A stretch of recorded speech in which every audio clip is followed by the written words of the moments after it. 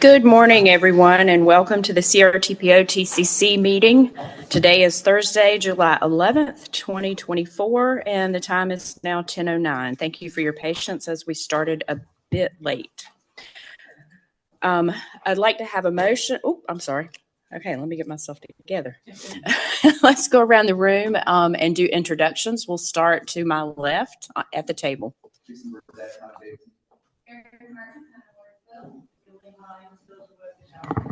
Matt Kirkendall, City of Statesville. Todd Huntsinger, Town of Indian Trail. Megan Green, Mecklenburg County Air Quality. Bjorn Hansen, Union County.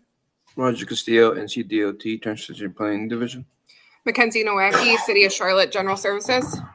Justin Russell, Town of Stallings. Alex Renberry, NCDOT, Integrated Mobility Division. Andrew Ventresca, Town of Charlton. Travis Johnson, CRTPO. Liz Babson, City of Charlotte. Candace Rory, Charlotte Planning. Brian Horton Katz, MTC Delegate. James Kelly, Town of Waxhaw. Anil Panikkar, NCDOT Division 12. Theo Gatea, Division 10. Dave Campbell, Bicycle Focus Area, Charlotte DOT. Travis Morgan, Town of Pineville. Aaron Tucker, Town of Cornelius. Gwen Cook, Greenway Focus Area. Diane Thomas, Public Health Focus Area. Dana Stujanki, Town of Matthews. Steve Fry, Town of Mint Hill. Heather, you want to go ahead? Thank you. And now we'll do introductions in the audience, starting to my left with Neil. Neil Berg, CRTPO. Loretta Bannon, Andy Kirsty, Central Line Regional Council. Robert Griffin, City of Statesville. CNCDOT. Warren Cooks, Turnpike Authority. Wade Carroll, Harley Company. Kyle Sanders, Town of Huntersville. Aaron Mutual, RSNH. Hey, good morning. Macy Jones, Mecklenburg Transportation System. Mecklenburg. Johnson, CRTPO. Jennifer Stafford, CRTPO. Elizabeth Burke, Bond and Company. Juan Morales, Juan and Company. Harley Henning, Charlotte DOT, Regional Lawland. Monica Holmes, Deputy Planning Director, City of Charlotte. Justin Carroll, Charlotte DOT. Loretta Leonard, CRTPO. Will Snyder, CRTPO. Ryan Elbort, CRTPO. Thank you. All right, moving on. And may I have an adoption for today's, may I have a motion for the adoption of today's agenda? And a second? Second. All those in favor say aye. Aye. Any opposed? That carries unanimously.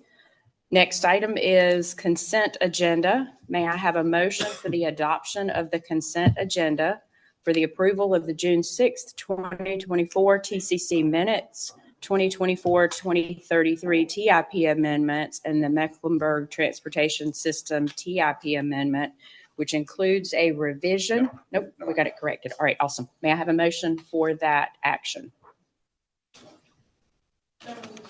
Thank you. May I have a second? All those in favor say aye. Aye. Any opposed? That carries unanimously. Moving on to our first item of business, and we have two. We're going to hear from Andrew Ventresca, and he's going to give us a presentation and ask for action on the discretionary grants program supplemental funding requests.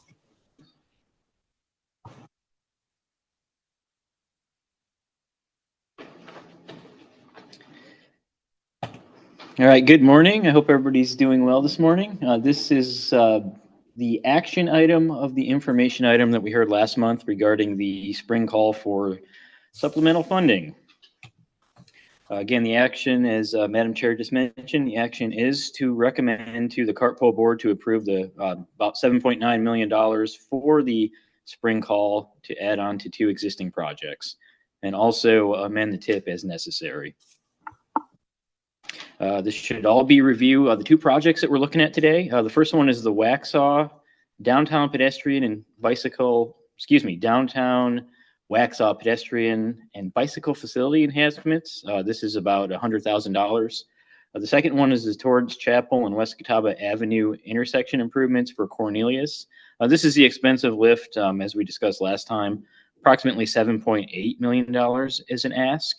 So the total we're looking at is about $7.9 million for this call. And I do want to mention, as I mentioned last time, that anything that we do approve with this spring call is also involved with the budget for the fall call. So it's all one pot. So just remember, anything that we're taking out with this one will not be available for the fall call. And again, that was short and sweet. So if anybody has any questions, please go ahead and ask. Quick question about the total amount. That $7 million obviously is a lot, and I apologize if it was asked in the last meeting, but what's our total amount? And I assume, what is it, 20% they're allowed of the total cost? Maximum is 25%. Okay. And our total, we're anticipating somewhere in the ballpark of 40 million.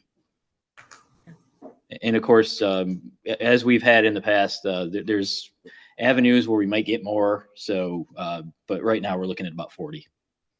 So 8 million would be, well, I guess, okay. So it's under the That's right. threshold. It'd be about 10 million if we're looking at 40. Okay, thank you. Any other questions? All right, can you put the other screen back up for me? Thank you. May I have a motion to recommend the CRTPO board approve $7.8 million of the CRTPO's unobligated future year discretionary funding to two existing projects that have experienced shortfalls and amend the 2024-2033 TIP to allocate the funding to those projects? I'll make that motion. First. So moved. And we got a second? Who's the second? I'll make the second. Thank you. All those in favor say aye. Aye. Any opposed? All right, that carries unanimously. The next item is the 2026-2035 TIP development process, NCDOT prioritization 7.0. We're going to hear from Travis.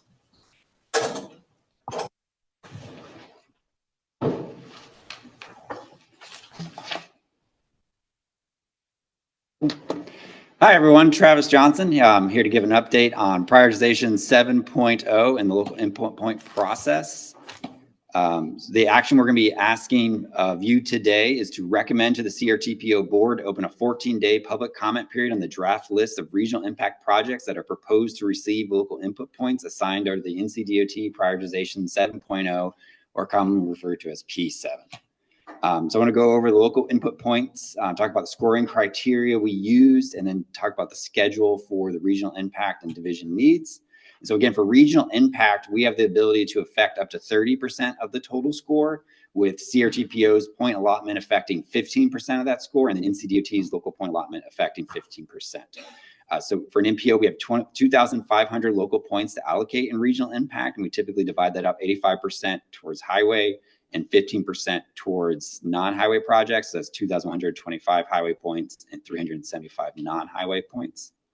The SDI legislation requires each MPO to use a methodology to assign points based upon quantitative data and qualitative input and modal allocation. So local input point allocation assignments must be adjusted based upon, or may be adjusted also based upon public input. So that's why this public input opportunity will be essential in creating our final list. Also, any deviations from our methodology must be provided a justification or a reason. And so MPO's total local input points are based upon population, which is why we have so many local input points. And then we can allocate no more than 100 local input points to the project. For our methodology rules, projects must have a reasonable chance of being funded, which we understand was a little difficult this prioritization cycle. But we must assign maximum points to eligible projects, and then points for the division needs tier cannot be applied to statewide funding projects that cascade down. And we must coordinate to achieve mutual point assignment when available with the divisions. And then the board may deviate from this recommended list based upon any public comments we receive. So the P7.0 subcommittee was made up of TCC members and transportation staff throughout the region. We met 3 times in June, on June 12th, June 13th, and June 21st, and we reviewed regional impact projects and the cascaded statewide mobility projects. The recommendation from the subcommittee was to follow the methodology, but to only consider cascaded statewide mobility projects that were under 75 million in total. And they also made the recommendation to move 25 local input points from the non-highway projects or to the non-highway projects. So that way we could allocate a full 100 points to an additional non-highway project. So what that for us meant we were looking at 70 total projects in Region E and Region F and 19 non-highway projects. And then we allocated 2,100 total points in the highway and then 400 points for non-highway. So we assigned 1,700 local input points in Division 10 and 400 local input points in Division 12. The subcommittee, again, recommended not funding any projects over 75 million. And we know that NCDOT Division 12 is not considering allocating local input points to statewide mobility projects due to budgetary concerns. And through our methodology, we did not add any local input points to a Division 12 project that had cascaded. The following highway projects were not recommended for point assignment, even though they should have received points based upon the methodology. First was Providence Road in the city of Charlotte. This was an access management improvement. The project is not recommended for points due to improvements made by development along the corridor. So the member jurisdiction recommended not applying local input points at this time. W.T. Harris Boulevard widening. This project was not recommended for points to allow member jurisdiction to do more analysis along the corridor. There are just some concerns about going from 4 to 6 lanes, especially with some of the development that was happening out there. So both these projects are recommended to not receive points, even though they would have based upon the methodology. The following project was recommended for a point assignment, even though it was above the $75 million threshold. This is I-85 in the city of Charlotte, which is the I-85 and Mallard Creek Church Road. And this is due to its close location to the I-85-485 interchange. So there's an opportunity to potentially save money on both these projects if they were to move forward together. So that was one project that, while it was above the threshold, was recommended. So for the scoring criteria, again, if you want to read the local input methodology, it is on our website. This QR code will take you directly to the project page. Again, it's under the Prioritization 7.0 web page. CRTPO's project prioritization is linked to the MTP because FHWA requires consistency in projects that are included with the MPO, MTP, and TIP, which is why we rely so heavily on the MTP score for our project prioritization. The development of the MTP's fiscally constrained project list takes up to 8 months out of a 2-year MTP development process to create. So we feel strong that those scores and horizon years are well thought out, and that information is useful in assigning for prioritization. And so the CRTPO uses the existing NTP ranking process as the primary measure in submitting and prioritizing of highway projects for consideration of local input points. Again, that MTP ranking process is a 2-tiered ranking process. First tier considers congestion, safety, and access to employment. And then second tier, after they make through the first round, that takes into account environmental justice impacts, natural resource impacts, historic resource impacts, equity access, connectivity, and then the benefit cost ratio. So to start with the prioritization, we lean heavily on that score to then come up with our list of prioritization, again, sorting projects in our list based upon the MTP horizon year, which is, again, the year we expect it to be open to traffic, and then that MTP score that takes into account all the Tier 1 and Tier 2 criteria in our MTP. And secondary, if it is not in our MTP and does not have a horizon year or a point score, then we revert back to the P7.0 score to allocate the remaining points. For non-highway projects, we use the P7.0 score to allocate points. We can usually typically 1 project for each of the mode is what will receive local input point. And so that typically just selects the highest project. In this cycle, I think there's 2 rail projects because the second highest project that was not for a different mode was a rail project this cycle. So coming up for schedule, if recommended by the TCC, this would go to the board for action in July, and then we would open a public comment period from July 18th to August 1st. We'd come back with a summary of the comments. The subcommittee would meet if we receive any substantial comments about our list or any deviations from that list. But ideally, we would then complete this process, get recommendation in August to then submit our projects or submit our local input points for regional impact, and then starting in September, we would start the process for division needs.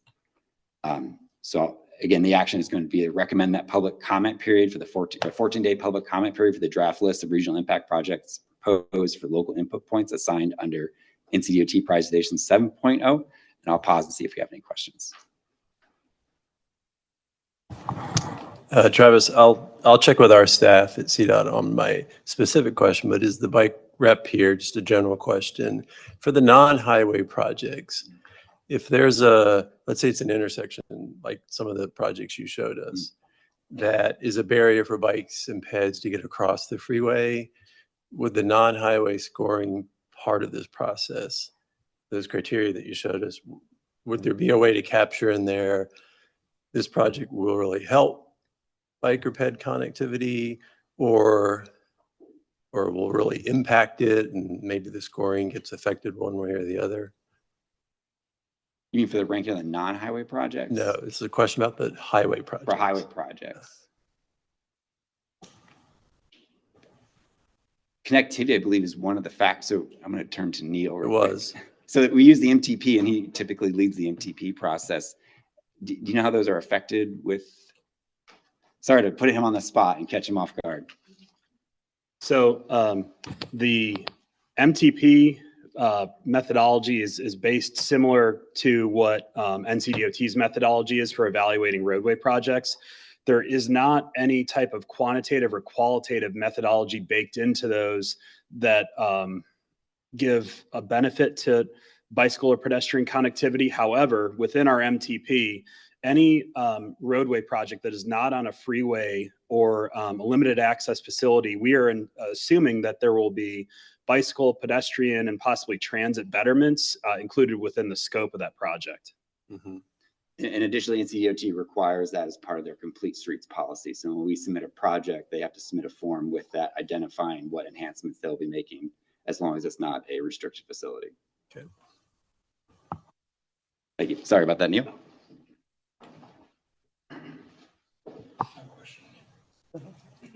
Travis, I was just wondering if you mentioned that, you know, the criteria for looking at these is quantitative and qualitative. And I make a presumption here that the public comment period is part of that qualitative piece to that puzzle. Is there anything, including the steering committee itself, that provides any kind of qualitative part to that analysis, or is it entirely based on the public comment? And it sounds like if there is a public comment on that, it'd have to be something significant for you guys to reconsider a project inclusion or not inclusion. I'm just kind of curious to know how the qualitative is kind of weaved in to the decision-making process, of the point allocation process. So we take into consideration when we're working with the member jurisdictions. For the subcommittee, again, we identify projects that would have received points, that did not receive points due to known information along the corridor. We will do that public comment, and then the board can decide to divert local input points as they see fit based upon that feedback. So we don't have like a minimum threshold, but ideally, yes, it would have to be a significant feedback in order to divert from the recommended list, but that is up to the board's discretion. Just as a quick follow-up, and thank you. So if you guys just have poor luck in receiving comments, would that make them more weighted? So if someone just said, we don't want this, and you get 2 comments that both say that out of 4, is that significant? Or is that? So we don't have a minimum weight.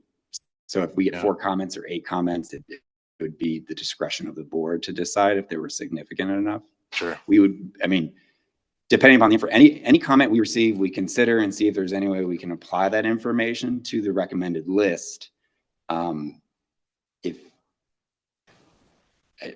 Without knowing a comment, I can't say what we would do, you know, and so all comments are considered, all comments we try to apply when to the best of our ability.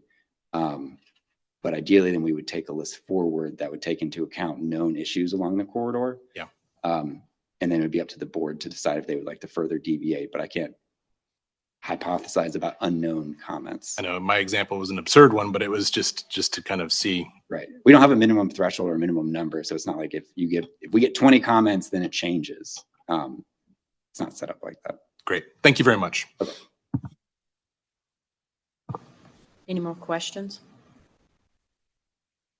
All All right. May I have a motion to recommend that the CRTPO board open a 14-day public comment period on the draft list of regional impact projects proposed for local input points assignment under NCDOT prioritization 7.0? So moved. Thank you. May I have I'll a second? Thank you. So who was second? Dan. Thank you. All those in favor, say aye. Aye. Any opposed?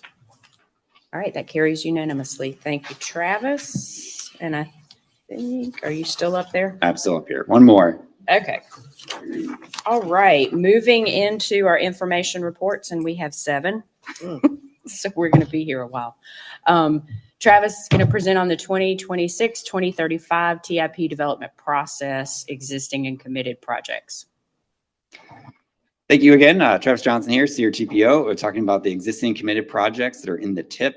So I want to talk about priorities for existing committed projects, an email we received from NCDOT. We want to talk about the seniority approach, which has been recommended, and talk about next steps for this process. So the NCDOT STIP unit sent us an email on June 26th that wanted the NPOs and NCDOT divisions to review the list of projects in the STIP and then and look at priorities of existing and committed projects in the developmental 2026-2035 STIP.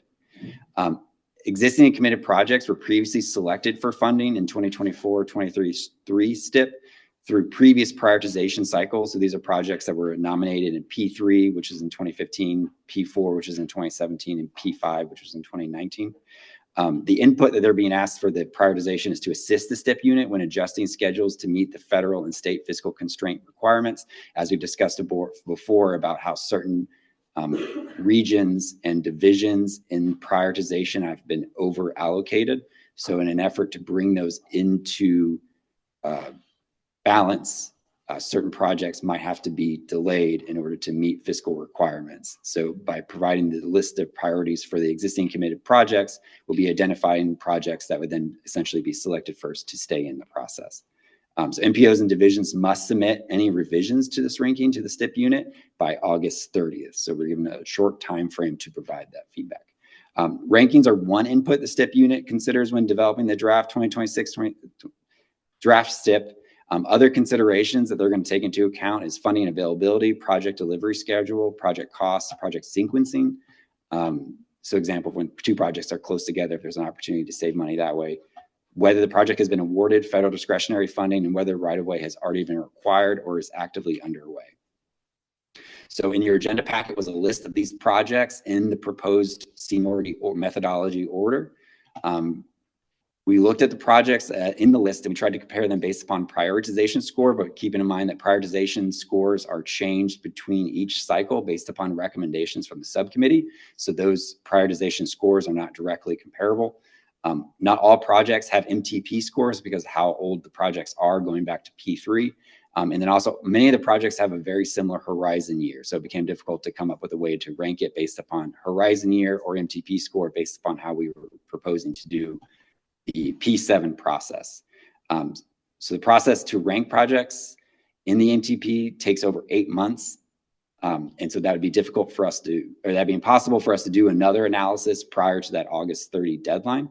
And so any projects that might not, or might need to be delayed or from this process would again be eligible to be resubmitted in P8, and it would still stay in the process in case any delays did happen. So because of those factors and because of the short time frame, we recommend we move forward with the seniority approach. So by default, the STIP unit wants to use or identify the seniority approach to ranking of priorities in the regional impact and division needs for STI funding categories. The seniority approach was recommended for the prioritization work group and approved by the Board of Transportation in the development of the 2024-2033 STIP. And that was the P6.0 process we have done previously. And then statewide mobility category has been completed and will not need to be ranked based on seniority. And that's because we had the positive budget in the statewide, which is where we received 6 projects. So this approach ranks projects in each STI funding category based upon the highest lowest score for P3, highest lowest score for P4, and highest lowest score for P5. Projects that become unfunded in the draft STIP would then be reprioritized in P8.0.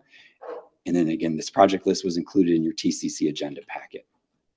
So next steps, we strongly encourage every member jurisdiction to review this list of projects and see if there are any projects that are no longer needed due to development or other issues or other community developments. If you could please email us the project's name or any project that you feel as if in your jurisdiction that's no longer needed to move forward in the prioritization process by July 24th, so we could have that project removed from the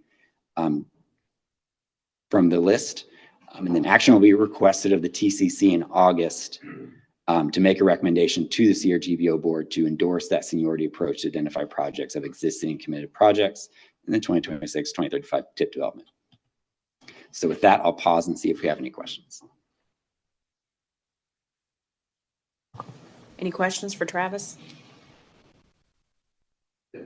Yep. Just so I'm clear, this is their attempt at bringing us out of that $900 million deficit? Correct. Yeah. As we say previously, or when we talked about the budgets and we were over budgeted, you can't move forward with over budget of that size. So essentially, that using the seniority approach, we would then start with the oldest project with the highest score and add projects back in until we reached a balance. Okay. And then those projects that were outside of that list would then be reprioritized in P8. Thanks. Good question. Could you clarify how this approach differs any from P6 when there were similar budgetary issues for seniority? This is the same process that they identified in P6. So the last time there was the additional things for P6, there was that swap process. But this is the same process that was approved for that, where it was first or last in, first out. Just to clarify, the seniority is by default all of P3 before P4. So even a low scoring P3 will get priority over a higher scoring P4 or P5. Correct. Right, as a starting point. Yes. But the swap process allows for looking at projects that potentially P3 could come out. Well, there is no swap process as part of this. Oh, okay. Yeah. That's so why I was asking for. Yeah. So this is just a seniority approach, and look at, again, prioritization per cycle is slightly different per each cycle. So the scores are not directly comparable. Right, because it's weighted by that class or the measures changed each prioritization. So this is just we looking at P3, the highest ranked project, moving down that list as shared in the agenda packet, because the projects are sorted based upon that information. And it would just work through the list that way. And so in order to we can deviate from that and have a recommendation, but given the August 30th deadline, we're just very hesitant to deviate from that process, just because in order to create a new analysis of the caliber of the NTP or something like that would take too long. Others would just move up the list? I mean, if we removed a project? Yeah, like. Yeah, so like if you removed project 5, then essentially project 6 would become the new project 5. So we would just work through that process of applying the points and then the other factors that they are taking into consideration. And so again, this is just one of the many factors they are considering. So we are going to provide them with our local priorities. They'll take that into consideration with the project cost, sequencing, project delivery schedule, all that information. And then that will be considered in addition to our local input points with creating the draft STIP, which will come out in January of 2025.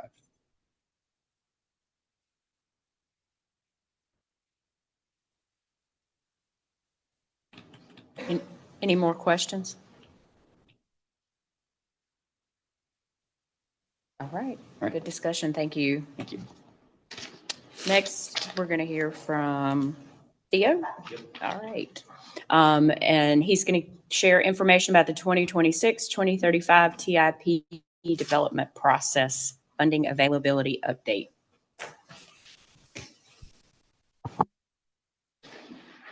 How do you pull up the PowerPoint? The PowerPoint. I just go next. All right. Hey, good morning, everybody. My name is Theo Gatea. I'm the Division Planning Engineer for Division 10, and Lee Ainsworth is with me. He's our Project Development Engineer. Just wanted to review the funding availability for P7. This was reviewed last month at the staff meeting as well. So how the funding was calculated, these 4 components went into it. We looked at the initial allocation based on the region and division. The board has decided to reserve some dollars for inflation that was incorporated into the equation, as well as there is a variance. And what that means is looking back at previous STIPs, it just determines if more money was budgeted than was authorized or vice versa. So that could be a positive if not all the funds were authorized looking back, or could be a negative depending if more money was programmed than budgeted. And when looking at this, it looks at all projects that were selected through the STI process. So this doesn't include the DA project. When you see those negative numbers, it won't affect the DA projects. And looking here, you can see that Division 10 is in Region E and Division 12 is in Region F. I think that initial allocation is a good column to look at because it shows how much money is available. I know some regions have positive dollars, but their initial allocation may not be more than ours. So we start out, I'll speak about 10, about 2.4. You take out the reserve for inflation. There's that variance adjustment that's added back in. And then this column, the amount committed, shows that we have 3 billion currently committed, but we only have 2.4. So that's where that negative 471 million comes from. And then looking at the division category, you can see each division receives the same amount of initial funds, take out the inflation again, the variance, and then you look at what's been committed. So currently the division has negative dollars there. And just wanted to share, like I said, that negative number doesn't affect the DA projects, but the DA money that is allocated to CRTPO comes out of that initial allocation. For fiscal year 24, the money that was budgeted for that year, CRTPO received about 37% of the division funds allocated for that year. So I know CRTPO does a good job of being the steward of those funds. And then just wanted to update everybody on the significant cost increases that we have seen and how DOT is managing those. The cost estimates are updated at least every 2 years just to make sure that we're keeping track of that for our budgeting purposes. The statewide projects have already been updated, currently working on the regional tier projects, and we'll continue with the division needs projects. As well as DOT, they relooked at cost per mile. That's for projects that haven't quite reached a further stage of development where we don't have more accurate estimates. So that also helps us just project our funds and cash flow. And as everybody knows, that has resulted to significant cost increases. And this is kind of what Travis was speaking about earlier. If a category is overfunded, there won't be any new projects funded out of that category. And then DOT will have to look at adjusting schedules, potentially pushing some projects back, and some projects could be unfunded as part of that process. And this is basically what Travis had spoke about earlier, just looking at the seniority approach, and basically the lowest scoring P5 projects by default would be the first ones to drop out, going up the list. And I think the right-of-way acquisition part of that is a big factor. If a project is currently acquiring right-of-way, we wouldn't want to negatively impact those property owners, purchase their property and end up not doing something. So that's a large consideration as well. And just a reminder of the schedule. Last night, the division, we had our public input event. We'll finalize our regional tier point allocation this month. I'm thinking present that at a staff meeting either sometime in July or in August. And then, as Travis had said, draft STIP being released at the start of next year. And anybody have any questions? Questions for Theo? Go ahead. Hey, Theo. So this seems like obviously just a financial issue. So what solutions are being discussed at the state legislature level as far as the strategic transportation investment legislation, as well as funding? I'm not aware of any proposed changes to the STI legislation or aware of any new funding mechanisms. I know RSNH had presented to CRTPO and the board about potential new cash flow revenues, but I'm not aware of anything new being proposed at this time. Great, thank you. Any more questions? All right, thank you. Thank you.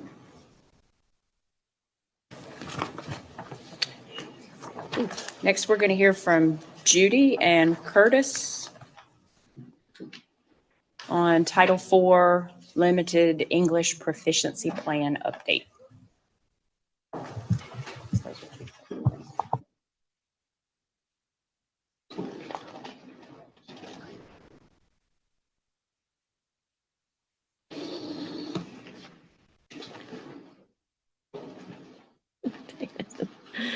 Good morning. I'm Judy Dellert with CRTPO. I'm our Public Information Officer, and Curtis and I are giving an update on the Title VI and Limited English Proficiency Plan updates. Title VI and the LEP plans are designed to ensure non-discrimination in our plans and programs, and also to provide meaningful access to engagement and the services that we provide. We use the 2020 Census and American Community Survey data to evaluate and identify the minority and LEP populations. And we will come back to this group next month and ask for action to request that the board approve the opening of a public comment period on these plans. CRTPO's last Title VI and LEP plan was updated in September of 2012. Going forward, we're going to be on a 3-year cycle for all of those updates. NCDOT ensures that MPOs have updated plans, and they provide a detailed template for us to follow to do that. USDOT has put increased emphasis on the Title VI and LEP engagement and consultation, ensuring that we really do reach the communities and provide meaningful opportunities for them to participate. Environmental justice addresses the fair treatment and meaningful involvement. And so CRTPO included EJ and some other non-discrimination authorities in our Title VI update in our analysis. So as you can see, including things like age and sex, disability status, household income, and carless households. Also in the 2050 MTP, that included EJ impacts and equitable access in the roadway project evaluation and quantitative assessments of the impacts that project investments have on EJ communities in the 2050 MTP. So the Title VI of the Civil Rights Act of 1964 does state that no person in the United States shall, on the grounds of race, color, or national origin, be excluded from participation in, be denied the benefits of, or be subjected to discrimination under any program or activity receiving federal financial assistance. So again, the USDOT Title VI program is designed, it provides practices and standards to establish and maintain an enforcement program for compliance since we do receive federal funds. Limited English proficiency is from Executive Order 13166, and it's about improving access to services for people with limited English proficiency. So we're required to identify what services to provide to people that have limited English speaking or proficiency. Again, it's because we receive federal funds, and there is a 4-factor analysis that USDOT has out there that we use to determine what groups fall within the LEP language groups that we need to provide extra services. So our plan summarizes the demographics in our planning area. We applied Federal Highways degree of impact methodology. Like we use include census tracts with concentrations of EJ populations, which also includes the populations for Title VI and LEP. This applies methods to ensure that we are identifying the populations and doing the extra outreach to reach them. And it establishes the reporting process for compliance and violations. And now I'm going to turn it over to Curtis Bridges to talk about some of the demographics.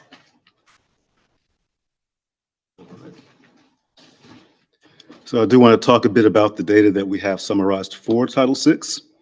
Of course, we're using census data. The data that we use is based on very specific guidance from FHWA and DOT, as Judy mentioned.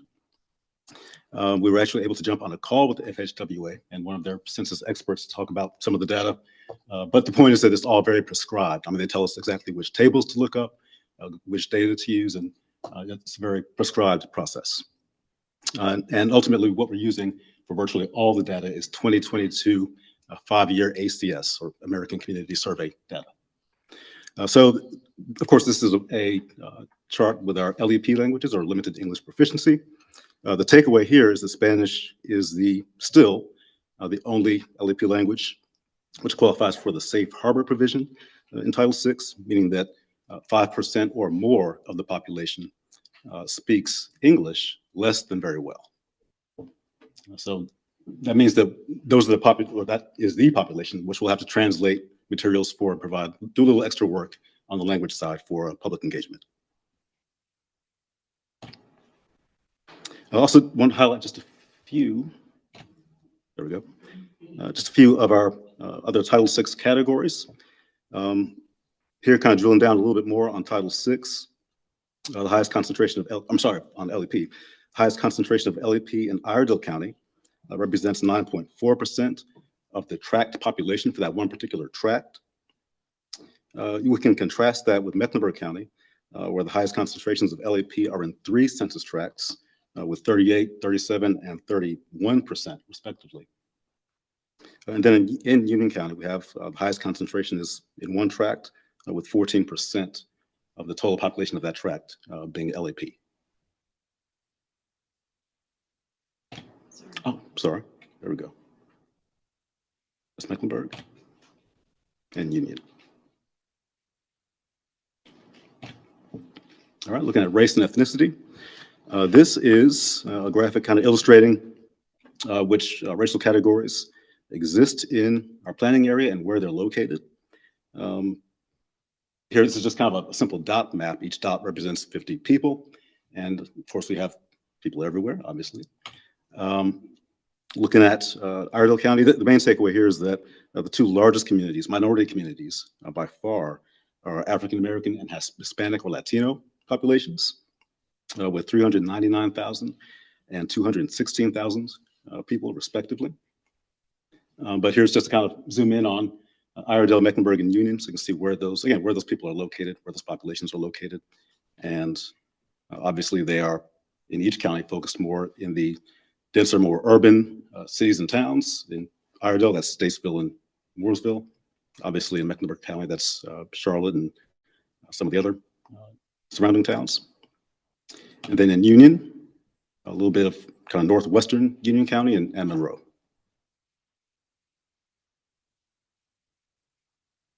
All right.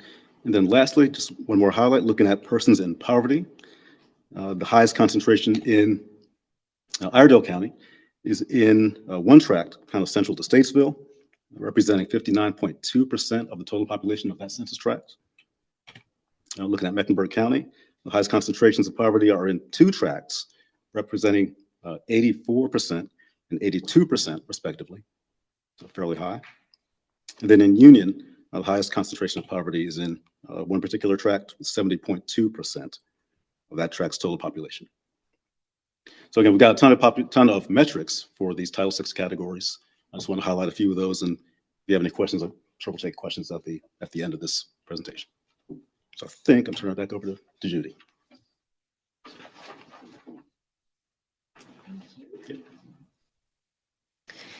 And as you can see here on this slide, for our next steps, we will be sharing our draft with both FHWA and NCDOT Civil Rights Office for them to review. And again, we'll be coming back to you next month asking for action to recommend the board open a public comment period. And with that, I'm happy to take any questions or turn them all over to Curtis. All right, go ahead. Do these requirements apply to CARPO, or do they apply to us as members if we're doing activities? Whether doing CTP amendments or we have pass-through grants? It actually applies to both CRTPO and all of our work and anyone who receives federal funding like through us. So yes, because our jurisdictions receive federal funding, it would apply for that as well. To all activities, or just that thing that's getting the federal funding? That I'm not sure. I'll look that up and find out for you.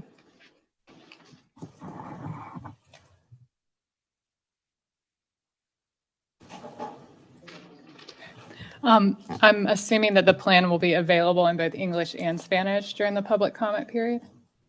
Yes.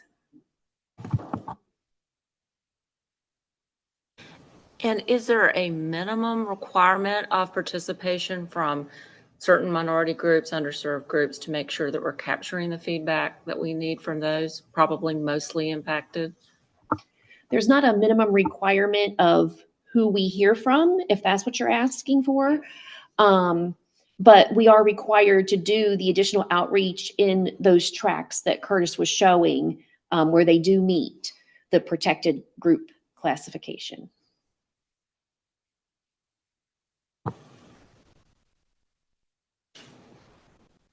Any other questions? And I do know my Roman numerals. I was just testing Judy. Thank you, Judy and Curtis. Thank you. All right, next.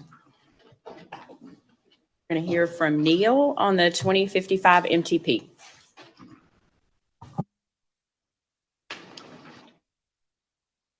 Morning. So this will be a recap on the goals and objectives outreach we've done during phase one engagement with the 2055 Metropolitan Transportation Plan, and we will close with some additional ongoing tasks as part of the development of the 2055 MTP. So we opened a public comment period on the draft goals and objectives on June 3rd and closed that on July 3rd. And we also were seeking resident feedback on their transportation priorities and some of their frustrations throughout the existing network and some projects that they would like to see considered moving forward in this process.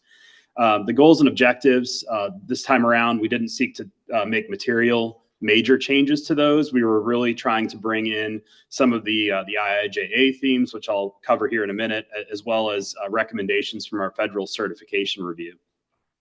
So the process to update the goals and objectives, it really began with looking at the goals and objectives that were approved in the 2050 MTP and recognizing that there were major revisions made within the 2050 MTP to kind of make these a continuing set of goals and objectives that we would, of course, revisit during each of the 4-year MTP development cycles, but not make major changes to.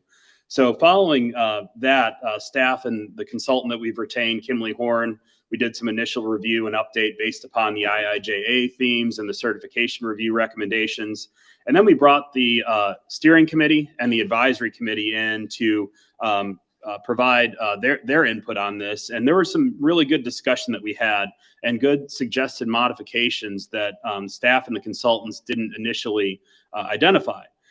So with that, we went back and for a second round with both the steering and advisory committees to kind of further refine those before the start of the public comment period. And then we released the draft goals and objectives last month.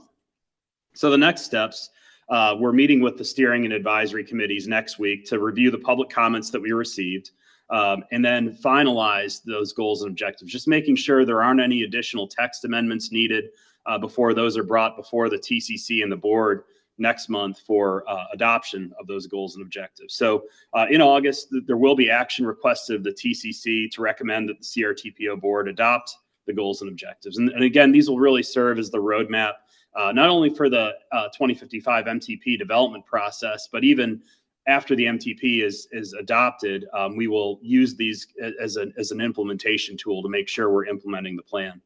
So this is a quick refresher on our 6 goals. I'm not going to read all of these. And then there are 31 objectives that support those 6 goals. And if you want to look at the marked up version of the goals and objectives, there is a link within, or there should be a link within the TCC agenda packet. And maybe I'm thinking of the board agenda packet. If there isn't, we can email that out after the meeting. So what's different about the 2055 MTP process? I've touched on the IIJA. There are 6 notable themes that we evaluated our goals and objectives from the 2050 MTP to ensure that we're covering these in some level within those 6 goals or 31 objectives. And then also we had a certification review with Federal Highway Administration and Federal Transit Administration in June of 2023. And we had recommendations associated with environmental mitigation, the congestion management process to coordinate with our stakeholders to implement those CMP procedures. And then something completely new to us is tourism planning and consulting with local travel and tourism agencies to better address needs. So we rolled these 3 themes from our recommendations within our certification review into the goals and objectives for our 2055 MTP. So moving into outcomes of phase 1 engagement, again, the public comment period began on June 3rd, concluded on July 3rd. The focus areas were on the goals and objectives, on transportation needs for candidate projects, and residents' vision for transportation in the region. And the methods that we used to reach the public were the 2055mtp.org website for digital engagement opportunities. We had the survey and an interactive map on there. We also really made an effort this time to get out into our member jurisdictions in our 3 counties. If you remember where we were in 2050 MTP during this time, it was 2020. We were really not able to get out and do any in-person outreach. So it was great to get back out in many of our member jurisdictions this time in June to connect with residents and stakeholders. And then also residents are always able to attend the TCC and board meetings and provide public comment during the CRTPO board meetings. So this is a list of the in-person engagement events that CRTPO had a presence at. Usually it was a table, and we had a variety of different materials. We had plotted large-scale maps. We also had handouts. We had postcards with QR codes. And so you can kind of see the spread there. We were able to have a presence in all 3 counties throughout the month of June. And then we had some additional activities too. I conducted a presentation to the Joint Use Task Force that's many of the jurisdictions throughout Mecklenburg County in terms of land use and transportation decisions. And then we also had a special release newsletter that was specific to the 2055 MTP outreach that we were seeking input on. And so some of the high level outcomes, and we're still going through the comments, we received a lot of comments, but the majority of the residents that participated in the surveys agree that the objectives support each of the goals and that the goals were sound as well. The themes, high-arching themes from public comments that we received, residents want additional transit access and service. Safety and infrastructure for people biking and walking obviously need to be improved, and there just needs to be more of that. Residents want sustainable solutions for congestion, and that's something through our congestion management process that's within the 2055 MTP. We're going to address that, and then spreading improvements across the planning area. And residents also encouraged us to pursue quick, low-cost fixes. So getting improvements on the ground sooner rather than later was a priority to the survey respondents. So the results of the survey, we had 274 participants based upon unique IP addresses, and those participants had almost 700 comments. And then looking at the results for the 6 goals within the MTP, you can see that a significant majority of the participants agreed or strongly agreed that those are the bars in the green there, that the objectives support the goals for the 2055 MTP. So the interactive map, we had 301 pins placed throughout the 3-county planning area. And again, this online interactive map was accessed via the 2055mtp.org website. And the pins indicate transportation challenges or residents identifying areas where improvements are needed within the transportation network. And this data will be used as overall guidance to us in the MTP development process, but more importantly, when we get into the roadway project ranking phase and the active transportation corridors, this information will be provided to you, the TCC members that are submitting projects or evaluating the active transportation corridors. It's not you must follow this, but it's something that I would encourage TCC members that are submitting projects to take a look at and see where your residents have challenges, where they have ideas for transportation improvements. So also as part of ongoing public engagement, we do have equity focus groups. These are small groups that engage directly with environmental justice communities. The project team is connecting with communities to identify participants. This is expected to start later this month and continue on throughout the month of August. And the focus of these will be on the goals and objectives, as well as other key plan elements throughout the 2055 Metropolitan Transportation Plan. So concluding with some additional ongoing tasks, the congestion management process. This is a federally required process for any MPO that's considered a transportation management area. So that's an MPO with a population of greater than 200,000. And you can kind of see the CMP development process in that graphic below there. I won't read all of the steps to that, but this really becomes CRTPO's regional approach to managing congestion without necessarily adding new capacity. This is always, the CMP is always being developed simultaneously alongside the MTP. This is something we do every 4 years. And then the process and the recommendations and the results are summarized within the MTP document. And this is guided by a congestion management process task force that Kendall Clanton from our staff has been leading.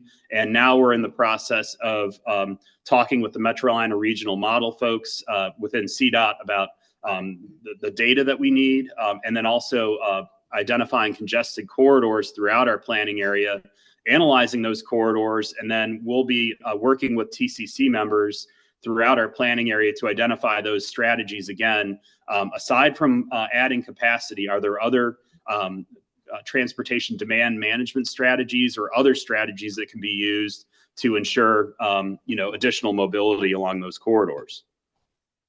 Financial projections, this is another ongoing task that we've recently started, and this is the analysis of anticipated funding from a variety of revenue sources. So this includes anticipated funding for roadway projects, bike ped, transit, and maintenance activities.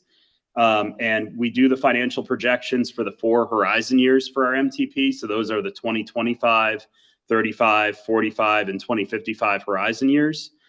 This meets our fiscally constrained requirement where we have to ensure that the total project cost of any of the projects within our MTP cannot exceed the anticipated revenues that we've identified within the financial plan. And so we've initiated this task by meeting with the NCDOT STIP unit and Federal Highway Administration. And we're anticipating the completion of this financial projections task in late fall prior to the start of the project submission phase. Want to give a plug about the State of the Region workshop. This will initiate the scenario planning process within the 2055 MTP.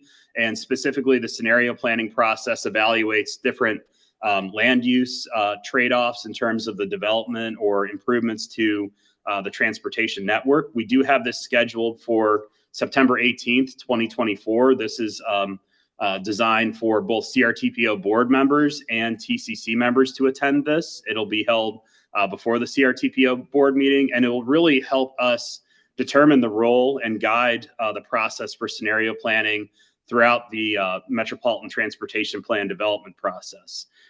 Some of the considerations that we'll have within this workshop will be, the role of the federally required performance measures that every MPO has to has to develop and track the role of scenario planning and project evaluation, identifying areas of anticipated growth and determining how those areas should grow in terms of compact development or sprawl development, and how transit investment may influence land use decisions and other transportation decisions. And I do want to add that we have incorporated scenario planning. We kind of dipped our toe in the water with the 2045 MTP. We really kind of beefed up the scenario planning in 2050. So we do intend on kind of following the themes from 2050, but checking in with the TCC and board during this workshop to make sure that we're still on the right track and that the results will be usable and meaningful to our member jurisdictions.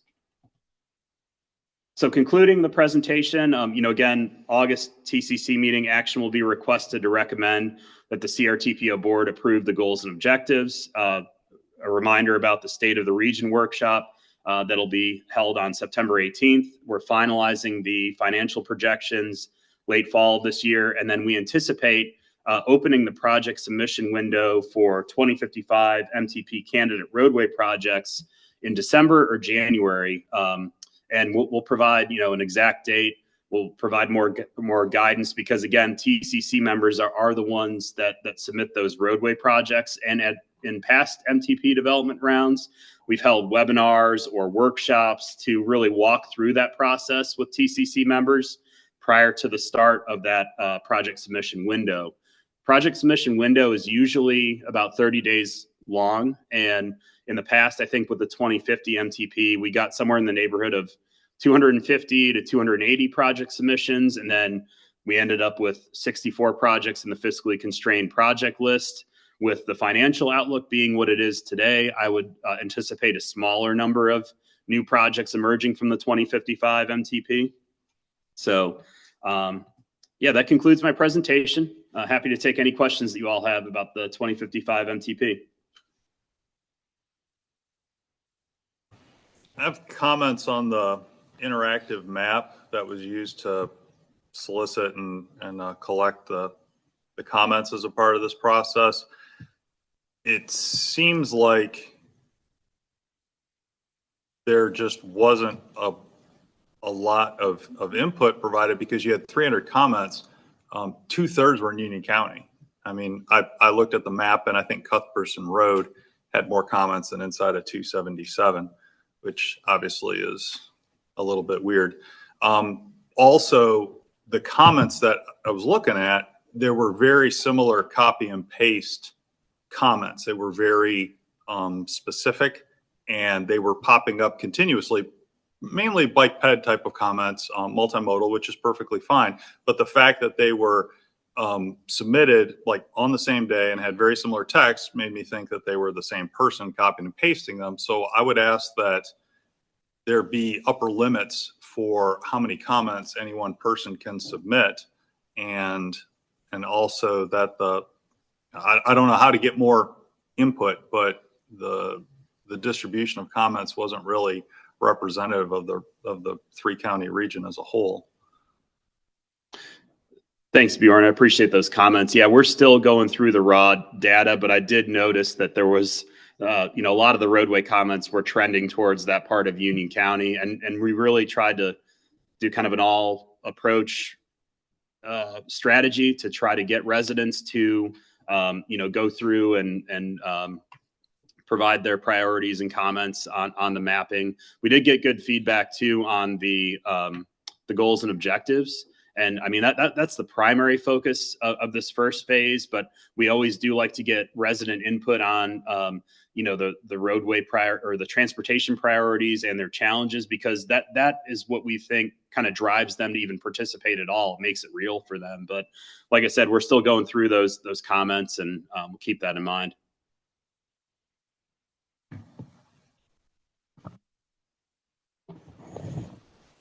Hey, Neil, I'll just mention that the list of events that you went to, I was really impressed by, one, the reach of people that you were able to get at those events, the geographic diversity of them.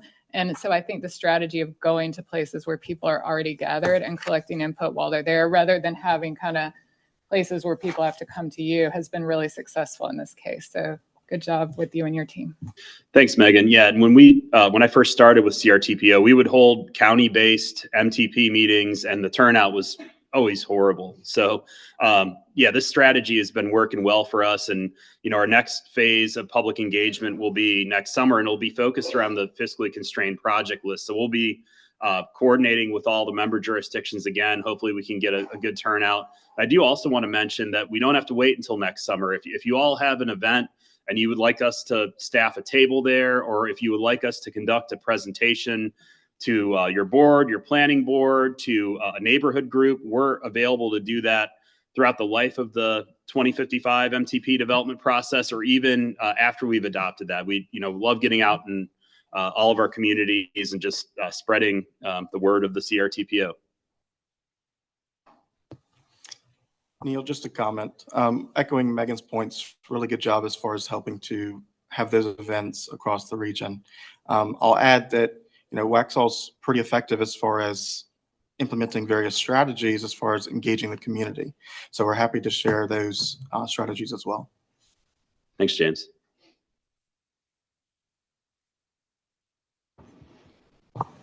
Anybody else? All right, thank you, Neil.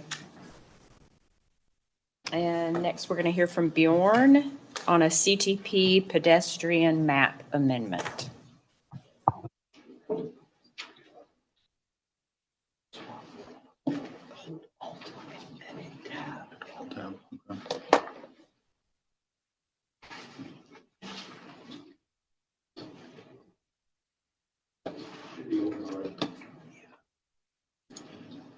There we go. Okay. Good morning, everyone. Bjorn Hansen from Union County. We are proposing a series of amendments to the pedestrian map of the CTP to make them consistent with local visions, primarily within unincorporated Union County, but some portions within Marvin and Waxhaw. I'm using the story map that's going to be our main way of getting input and awareness of this. If we need to translate into other languages, we do have time to do so. So I'll definitely be getting with Judy after this meeting. So background, Union County and its municipalities are growing. We reference the CTP when we make sidewalk recommendations. This was a change that we made last year. We noticed that there are some gaps in the CTP network compared to what we would normally identify as areas where we would recommend sidewalks, and also some gaps between the municipalities where the boundaries kind of zig and zag along the corridors. So we reached out to all the municipalities in the county to check with the map that is in the CTP and how that would align with their local visions, especially on their municipal boundaries where we might have development, where we would recommend or require sidewalks to be installed. And we heard back from several and came up with a list of amendments, some mainly additions, but there are some deletions as well based on our own comprehensive plan and its changes in the past few years. So background information on the CTP, MTP, and TIP to talk about project development, because our comments obviously would be included in when we have the scoping process for projects that come along. So this is the map that is soliciting feedback. The overall network is in gray. The areas that we're proposing deletions are in red, southwest of Monroe.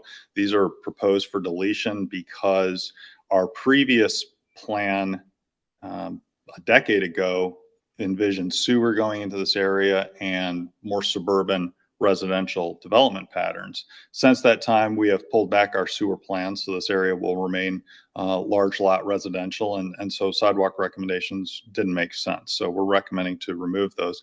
The areas in green over between Marvin, Waxhaw, and Weddington, and then a couple sections up towards Mint Hill, and then south of Wesley Chapel are short connections that we recommend in order to have system continuity when we do our own site plan reviews for developments.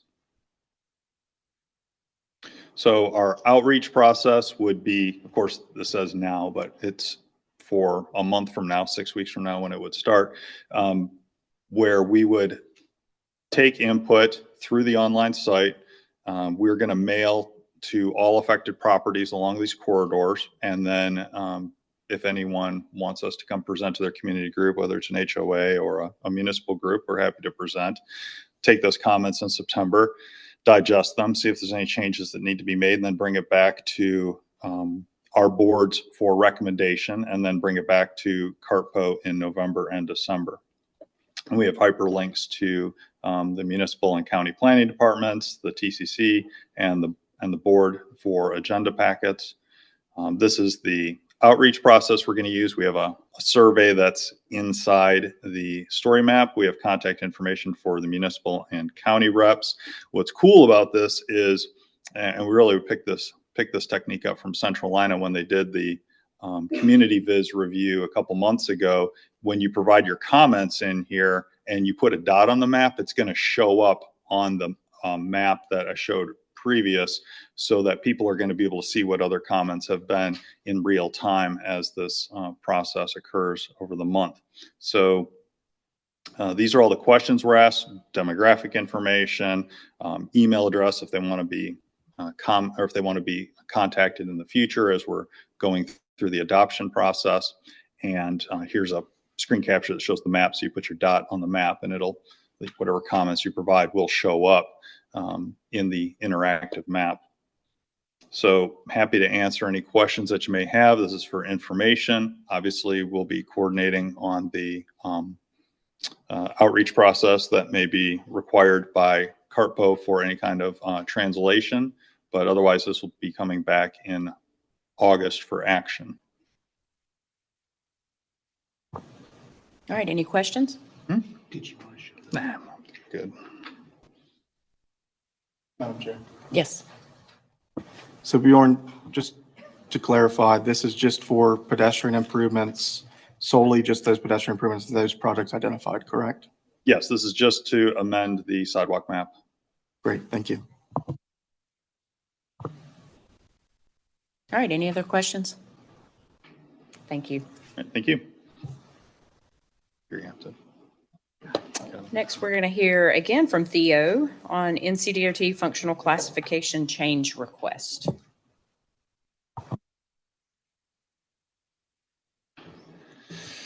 Hello again. I'm going to talk about a functional class change to Caldwell Road and Back Creek Church Road in northeast Mecklenburg County.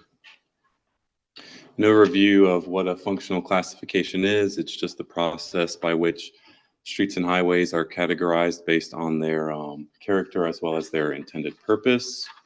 The federal functional classes are interstate, freeways. There are principal arterials, minor arterials, as well as major and minor collectors. And there's some examples there just for reference, what those type of facilities are. NCDOT's Transportation Planning Division is responsible for processing the amendments to the Federal Highway Administration, and action by an MPO is required to proceed with that process of making those changes. And a quick review: local roads, those are roads that have little to no through movement, such as your neighborhood streets. Collector roads are roads that are used for shorter trips at lower speeds to connect to the larger arterials, and arterials are those high-speed, long-distance travel roadways.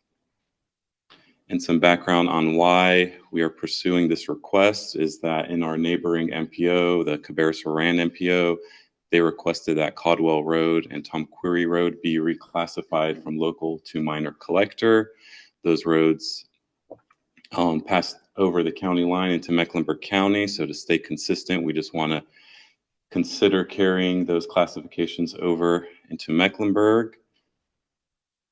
And as part of this process, we request that the roads be added to the federal aid system. For roads to be on that federal aid system, they have to be classified above a local road. And here is a map of the area. This dashed line, that is the county line. To the west is Mecklenburg. To the east is Cabarrus County. You have a lot of growth going on in this area. You have UNC Charlotte's campus, major traffic generator. Downtown Harrisburg is located very close by. You can see there's a lot of suburban development as well as some new mixed-use development going on. So the roads that Cabarrus Oran requested be reclassified are here. This is Caldwell Road, connects up to NC 49, and then an offshoot of that is Tom Query. So this request is just to continue the reclassification from local to minor down Caldwell Road to where it meets Back Creek Church Road, as well as reclassify Back Creek Church Road. Those roads are just part of the network that help distribute traffic to 49 as well as 45 and some other roads in the area. And I'll take any questions if anybody has some. Questions for Theo? All right, thank you. Thank you.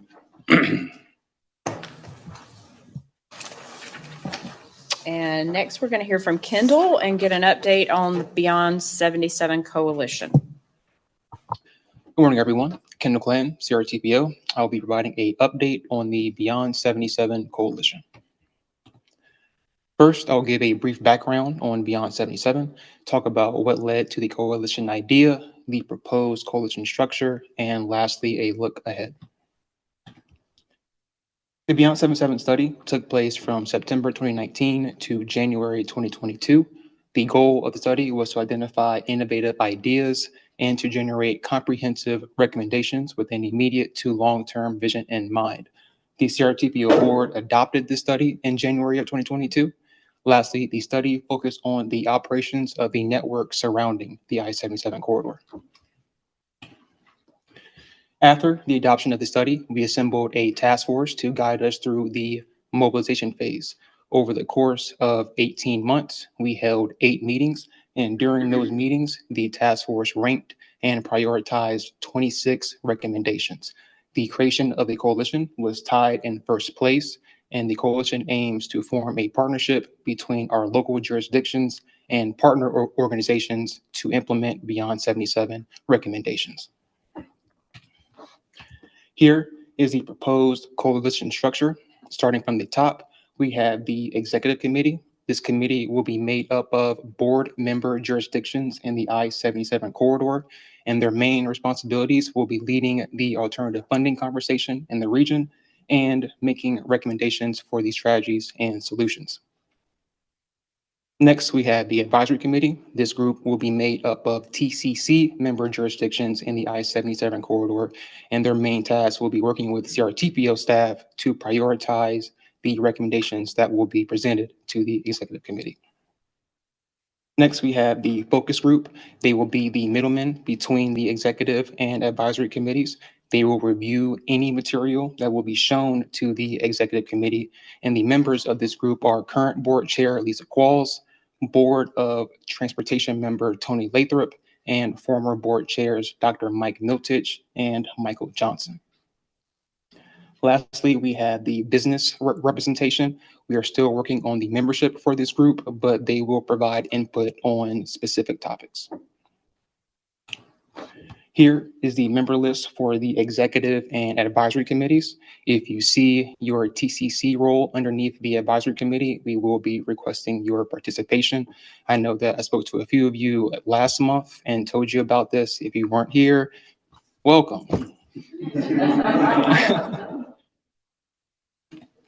And lastly, for the look ahead, we will be back in August to request approval to advance this coalition idea. The Beyond 77 suit application that houses all of the recommendations from the study will be moved to a new platform called Airtable. And lastly, we are finalizing a contract with Kittleson. They will be helping us with our transit-related recommendations. And with that, any questions? No one wants to know when are we going to meet, the schedule? No? Okay. Not right now. All right.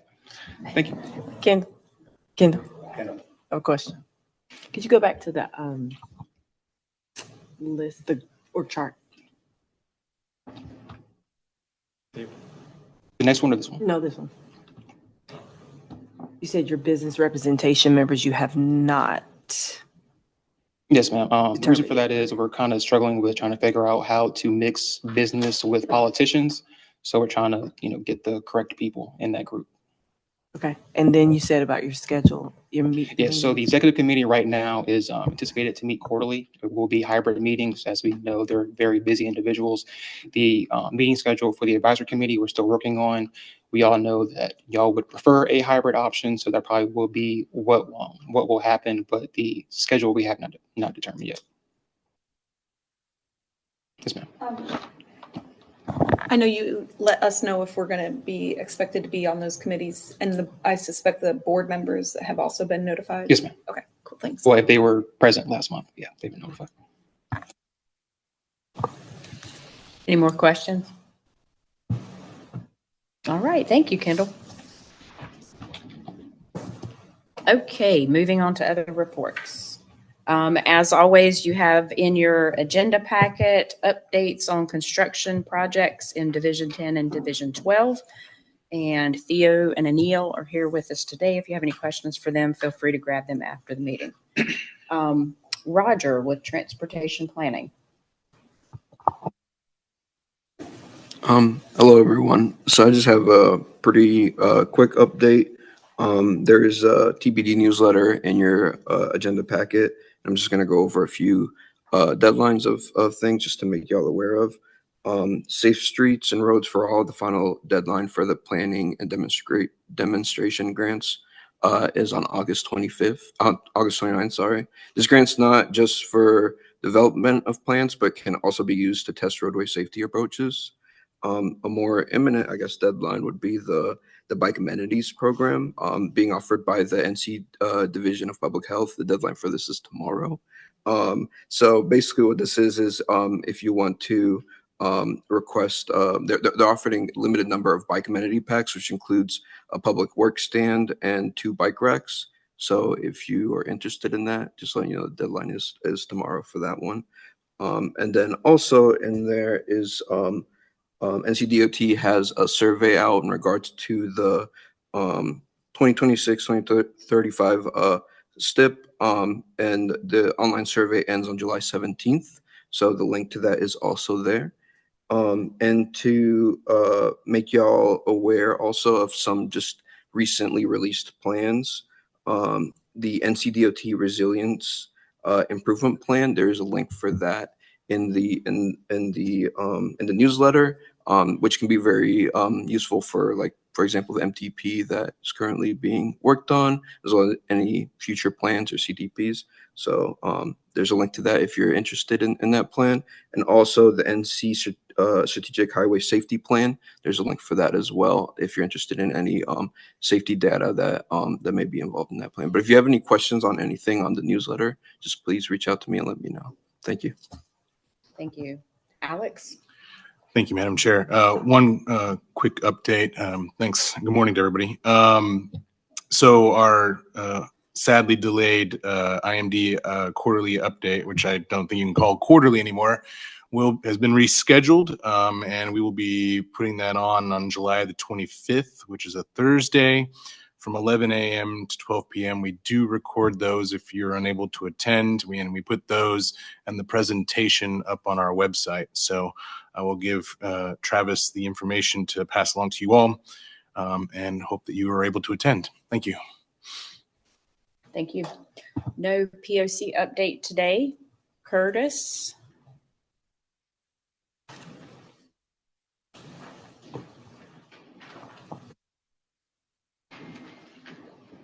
I'll just point to the items in your agenda. We have one agenda item on our Complete Streets draft policy. Travis brought that to us in June to the Bike Ped Work Group. It's going to go over some of the comments that we've received since then and get a final review by the work group. And also just some minor text revisions on our TAP criteria, or our Bike Ped scoring criteria, just meant to kind of clarify some of those criteria, make it a little bit easier to understand. So answer any questions if you have any. All right, thank you. Thank you. All right, and Travis, you're going to wrap us up? Upcoming issues up, Ryan. Yeah, thank you, Travis. We're excited to announce that on June 26th, USDOT awarded the CRTPO $5 million for our application called Making Our Roads Safer, a cross-jurisdictional study. We are still very much working through what the grant administration process will look like, but we hope to come back to y'all in the near future with some more details of what exactly this will look like and how we will get all of you involved in this study moving forward. All right, thank you. I'll pause for a minute, see if anybody has any last minute questions before we adjourn for the day.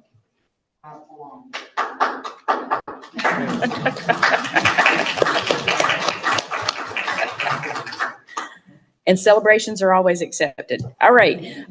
As always, thank you for your time and participation in the important work that we do in doing transportation planning for this region. With that, we have completed all items on our agenda and we are adjourned.